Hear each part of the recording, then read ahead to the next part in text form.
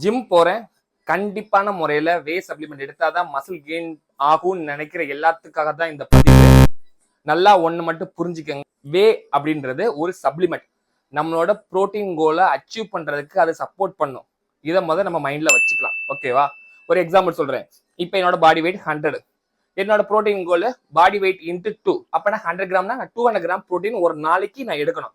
அந்த ஒரு நாளைக்கு என்னால ஃபுட்ல இருந்து அந்த புரோட்டீன் கோலை அச்சீவ் பண்ண முடிஞ்சால் நான் அந்த வே எடுக்கணும்னு அவசியமே கிடையாது.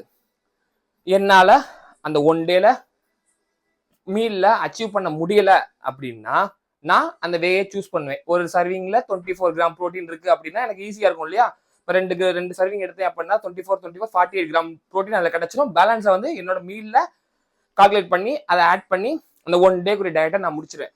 ஸோ நல்லா புரிஞ்சுக்கங்க, நம்மளோட புரோட்டீன் கோலை அச்சீவ் பண்றதுக்கு ஹெல்ப் பண்ணுமே ஒழிய அது குடிச்சா மட்டும்தான் மசில் பில்ட் பண்ண முடியும், மசில் கெயின் பண்ண முடியும் தயவு செஞ்சு நினைக்க வேணாம்.